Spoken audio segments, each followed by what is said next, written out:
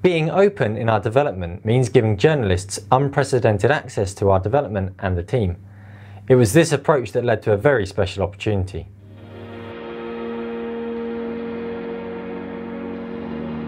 Back in September, Official PlayStation Magazine got in touch to see if it would be possible to come and talk about Hellblade. We saw this as an opportunity to see how being totally open with the press would work. So it was at Gamescom this year when I realised that we had to feature Hellblade in Official PlayStation Magazine.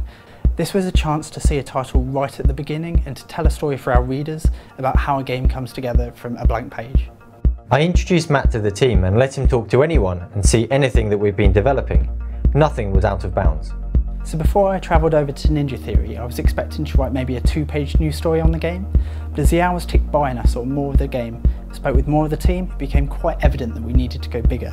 That by the time I walked out of those doors, I knew it was going to be a feature and quite possibly our subscriber cover game as well. Being the featured game on a magazine cover is a very special achievement, not just because your game will jump out at each and every reader, but also because it shows real faith in your game from the editor. It's really quite rare that you get an all-access pass to a game this early on. I had pages and pages of notes, I had about 4 hours of interview content. It became very clear that the only way that we could handle this for the magazine is to not impose any restrictions on what we were going to write. We had to just write what we had, tell the story, and then worry about how it was going to fit into the magazine afterwards. So after 2 solid days of writing, we ended up with a 12-page feature. Now at this point, we already knew that we wanted it to be a subscriber cover, but we thought what would make it extra special is if we approached Ninja Theory to design us some bespoke artwork that only our subs would get. It was great to hear the news from Matt, and we started work on the cover art straight away. When we were looking for ideas for the cover art, we were looking at what made Senua such an iconic character. We were looking at how striking she was, the face paint, her hair. We tried to get the hair kind of to frame the image, and obviously the use of the sword. So the first step for us was to gather some reference images for the pose and the composition of the shot. The sketch they provided us was a good start, but we felt that we could explore it further.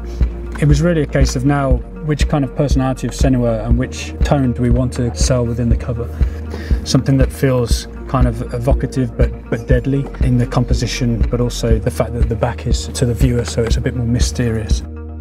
There were many strong options to choose from, and we chose the one that captured her nature the best. It showed her as being wild and aggressive, whilst maintaining her insular nature. Ever since our 100th issue, we've been making different covers just for our subscribers, but what makes this issue even more special is that it's the first time we've had artwork created specifically and exclusively for those subs. With the composition decided upon, it was up to Stu to match the pose of the mock-up in Maya. So armed with the kind of mock-up reference image in the 3D scene, we were able to set up a camera that kind of had the composition of the cover, and then it was a case of basically adjusting Senua's posture until we felt comfortable that the pose was good and it was giving us everything that we wanted. And so the next phase is getting that into the game engine and doing some renders that are fully lit and look amazing. With the right pose, the next step was for Mark to paint over the render for the final piece.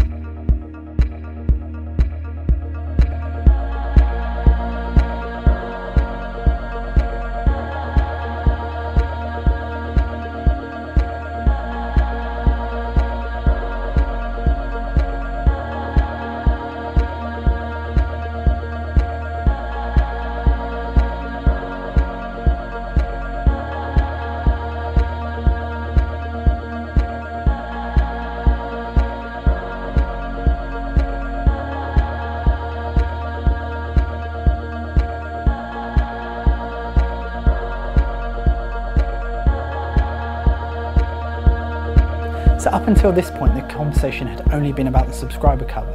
We actually had something else lined up for our main cover, but just to satisfy my curiosity, I asked our art editor to drop the key art for Hellblade onto the wallet, and the moment that he did that, I think we all looked at each other and realised that this had to be the way forward. Hellblade was not just going to be our subs cover, but our main cover as well. When Matt told us that Hellblade was going to be the cover for both editions of the magazine, we were absolutely thrilled. To have a cover feature this early on in development is almost unheard of.